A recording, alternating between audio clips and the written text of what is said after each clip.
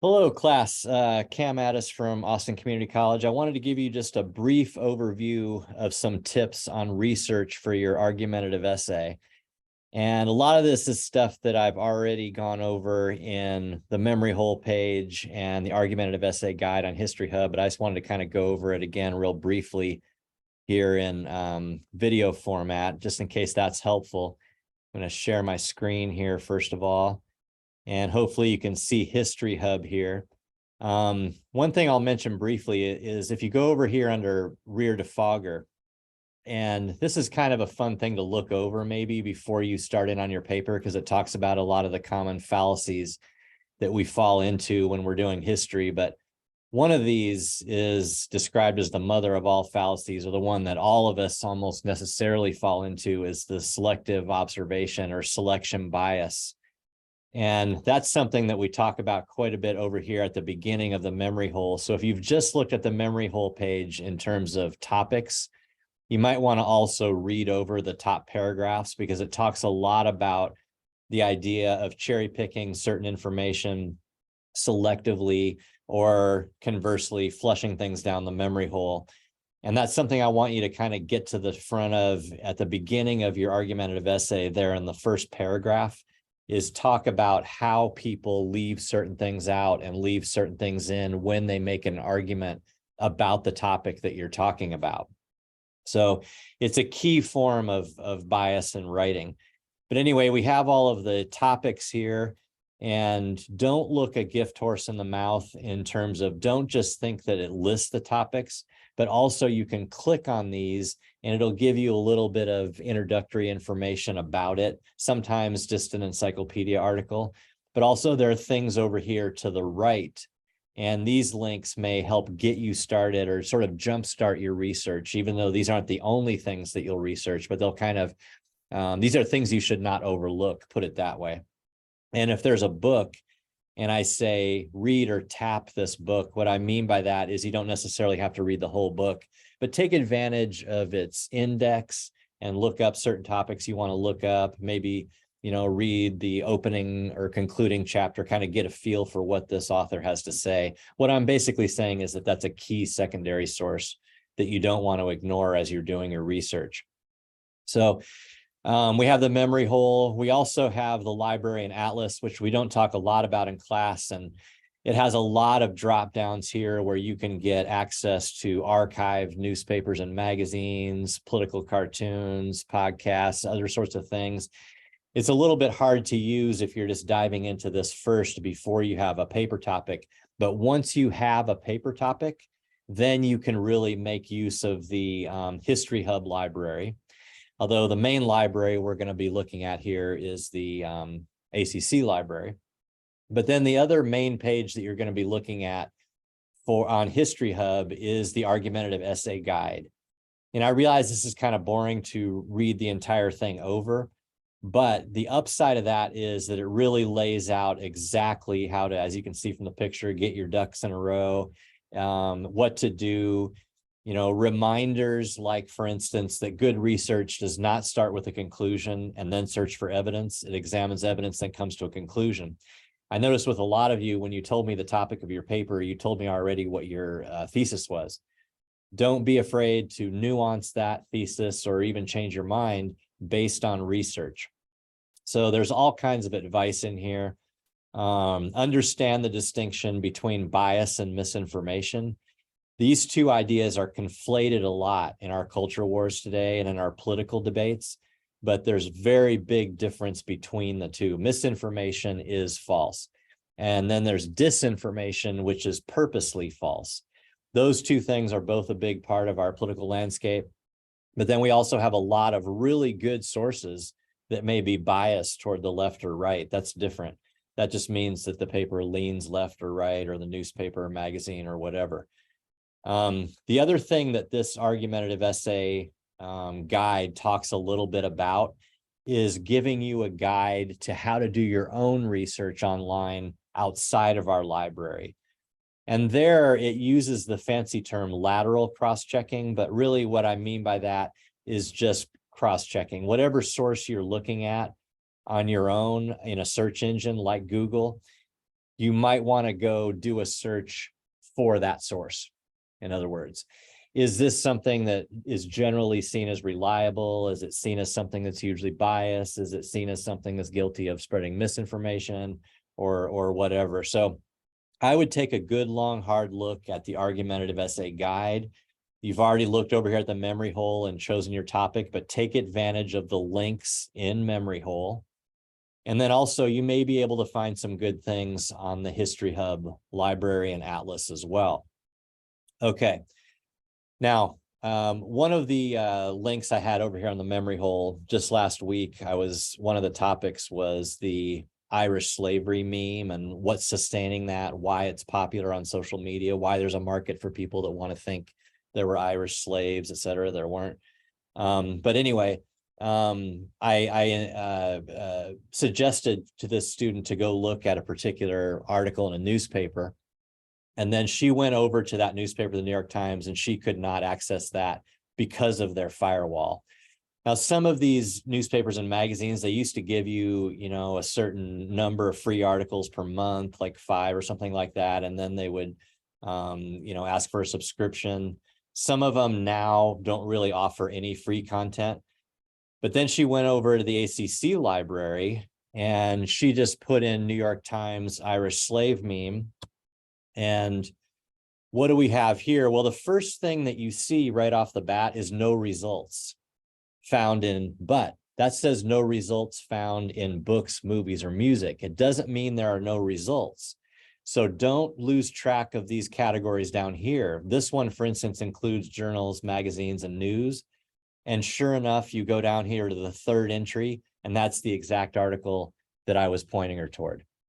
Now, once you get to this, then you have to use your ACC EID. So with anything you access on the ACC library system, you will need to be logged in. But basically what's going on here, and by the way, if you go to the front page of the ACC website, then we go down here under student support, you can see library. I believe in 2 types of research that are important. You could think of it as kind of a dual mandate. And one is you want to learn how to use the ACC library and all its databases. You have more information here at your fingertips than you would have had in a brick and mortar library at Harvard or Yale or Princeton 50 years ago. There's all kinds of good stuff here. So we want to learn how to take good advantage of it. Now, one thing you see right off the bat is that there's a chat. So you can ask a librarian. The other day I was on here, I was preparing, in fact, for this video I was about to make for you guys. And I was doing a little research on what are called Boolean operators. And that is when you go and do a search, you can refine it a little bit with ands and ors and hashtags and brackets and various things are elaborate ways to do more pinpointed searches.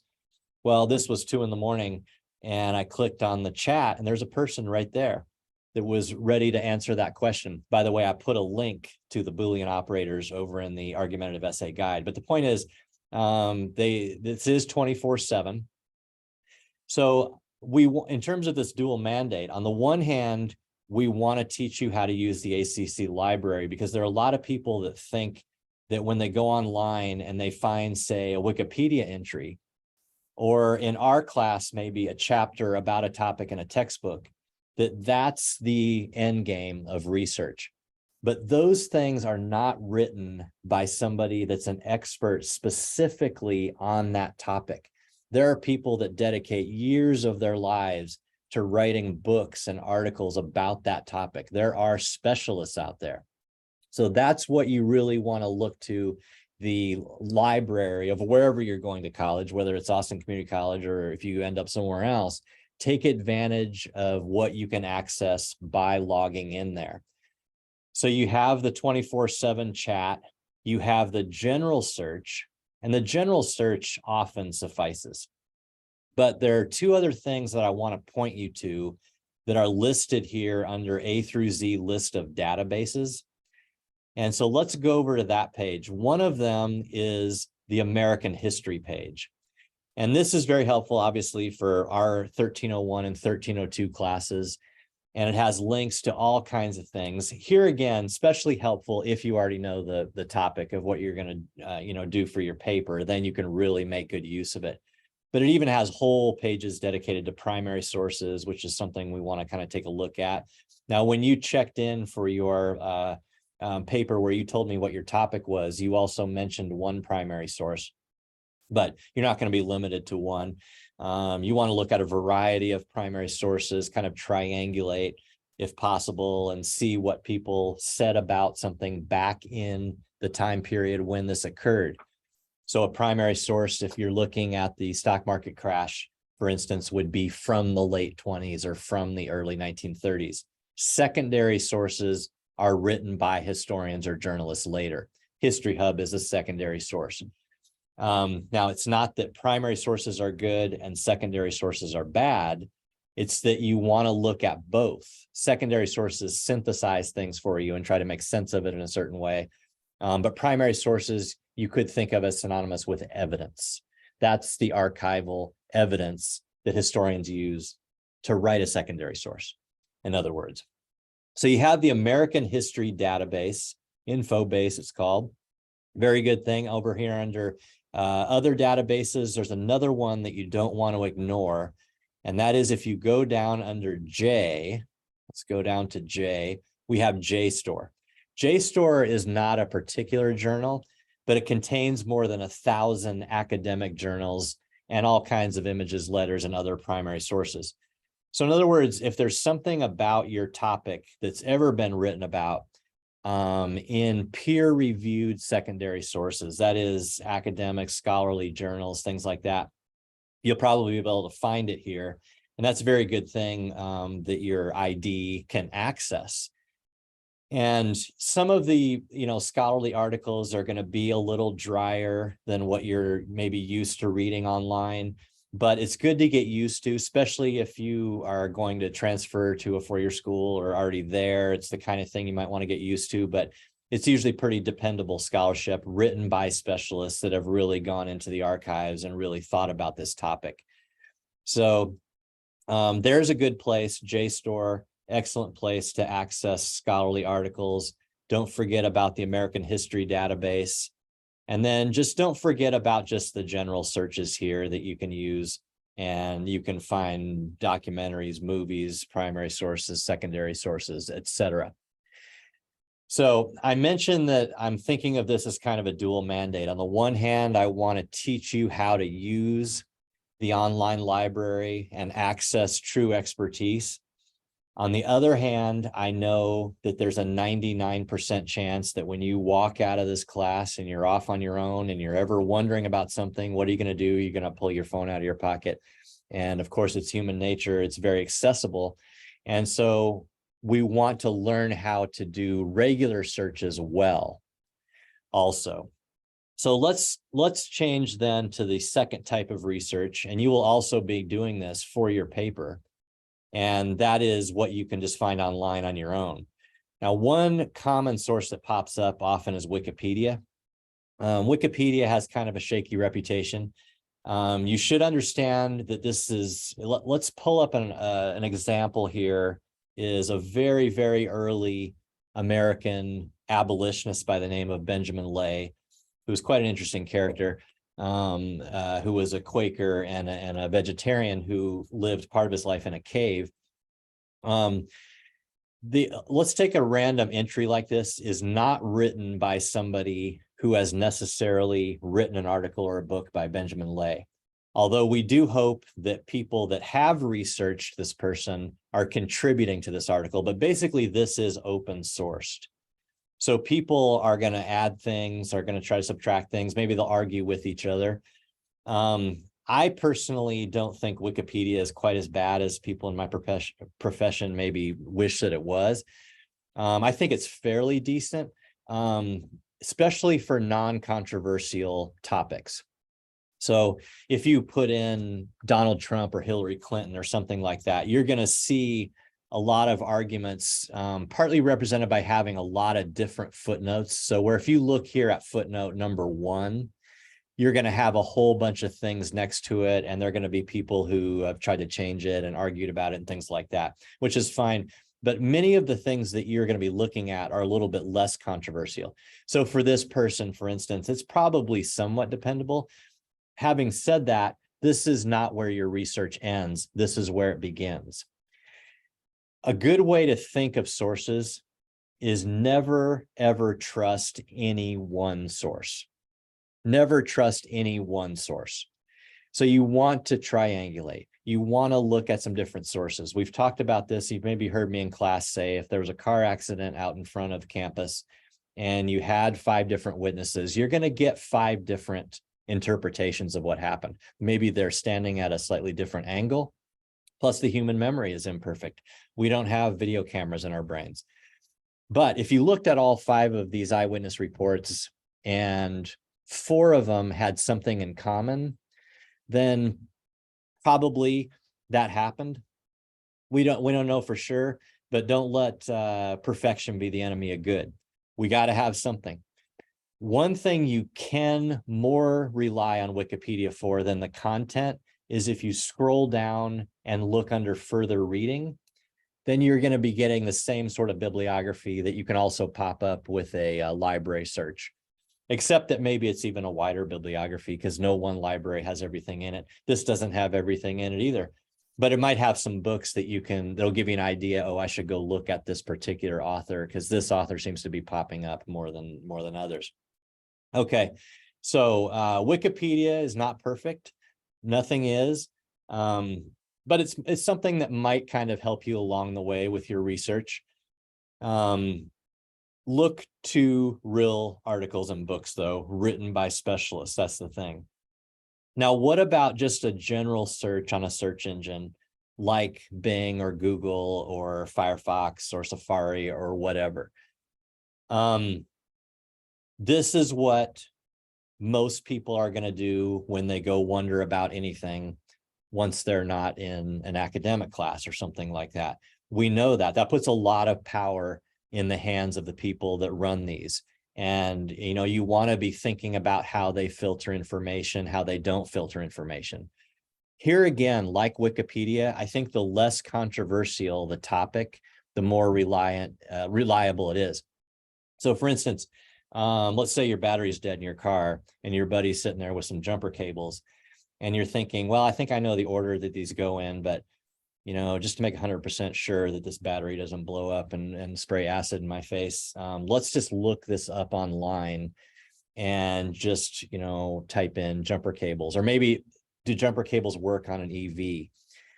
You put something like that in there, it's probably going to come up with something fairly reliable.